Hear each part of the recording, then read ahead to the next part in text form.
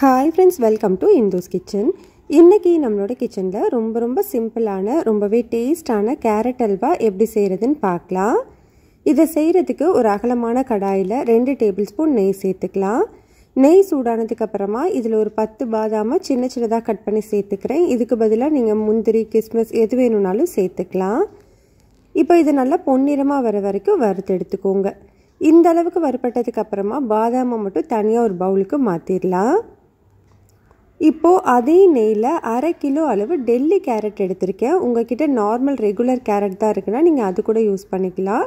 Delhi carrot use பண்ணிங்கன்னா colour நல்லா கிடைக்கும், டேஸ்ட்டும் நல்லாயிருக்கும். 1/2 கிலோ அளவு துருவினது சேர்த்துட்டு ஸ்டவ்வை லோ டு மீடியம் ஹீட்லேயே வச்சுட்டு இது ஒரு 7லேருந்து 8 நிமிஷம் வரைக்கும் நல்லா வதக்கி விட்டுக்கோங்க.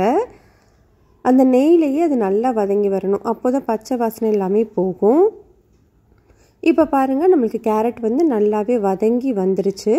இப்போ இது கூட 1/2 லிட்டர் அளவு நல்லா காய்ச்சின பால் சேர்த்துக்கோங்க. தண்ணி எதுவுமே சேர்க்காம காய்ச்சி எடுத்துக்கோங்க, அப்போது தான் டேஸ்ட் நல்லாயிருக்கும். பால் சேர்த்துட்டு லைட்டாக அந்த மாதிரி மிக்ஸ் பண்ணி விட்டுக்கோங்க. மிக்ஸ் பண்ணிவிட்டு ஸ்டவ்வை மீடியம் ஹீட்லேயே வச்சுட்டு இது ஒரு 10 நிமிஷத்துக்கு வேக வச்சுக்கலாம். 10 நிமிஷத்துக்கு அப்புறமா பாருங்கள், நம்மளுக்கு கேரட் எல்லாமே அந்த பால்லையே நல்லா வெந்து வந்திருக்கு. இந்த டைமில் நம்ம சர்க்கரை சேர்த்துக்கலாம். 1/2 கிலோ அளவு கேரட் சேர்த்துருந்தோம் இல்லையா, அதுக்கு 1/2 கப் அளவு சர்க்கரை சேர்த்துக்கிறேன். இது கூடவே 2 கப் அளவு நம்ம துருவின கேரட் எடுத்திருந்தோம்ல, அதே கப்பில் 1/2 கப் அளவு கோயா எடுத்திருக்கேன்.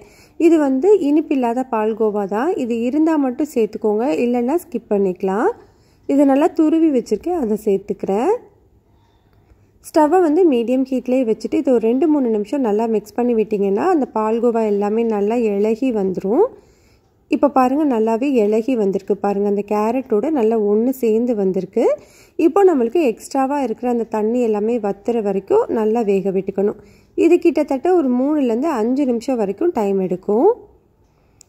இப்போ பாருங்கள், ஒரு 5 நிமிஷத்துக்கு அப்புறமா கொஞ்சம் நல்லா திக்காயிருக்கு. இந்த டைமில் இன்னும் 2 டீஸ்பூன் அளவு நெய் சேர்த்து நல்லா கலந்துட்டு நம்ம சேர்த்துருக்கிற நெய் எல்லாமே நல்லா பிரிஞ்சு வர வரைக்கும் வதக்கி விட்டுக்கோங்க. ஸ்டவ்வை மீடியம் ஹீட்லேயே வச்சுக்கோங்க. இப்போ பாருங்கள், நம்மளுக்கு கேரட் அல்வா நல்லா பக்குவமாக வந்திருக்கு. அந்த கடாயில் ஒட்டாமல் நல்லா ஒன்று சேர்ந்து வந்திருக்கு பாருங்கள். இந்த டைமில் இது கூட லாஸ்ட்டாக இன்னும் 2 டீஸ்பூன் அளவு நெய் சேர்த்துட்டு கூடவே நம்ம வறுத்து வச்சுருக்கிற பாதாமையும் சேர்த்துக்கலாம். உங்களுக்கு விருப்பம் இருந்தால் நீங்கள் 1/2 டீஸ்பூன் ஏலக்காய் தூள் சேர்த்துக்கலாம். நான் இன்றைக்கி எதுவும் சேர்க்கலை. இது எல்லாத்தையும் நல்லா ஒன்று சேர்த்து மிக்ஸ் பண்ணிவிட்டு ஸ்டவ் ஆஃப் பண்ணிக்கோங்க. அவ்வளோதான், நம்மளுக்கு ரொம்ப சிம்பிளான ரொம்பவே டேஸ்டான கேரட் அல்வா ரெடி ஆகிடுச்சு. இந்த அல்வா டேஸ்ட்டும் சூப்பராக இருக்கும், ட்ரை பண்ணி பாருங்கள்.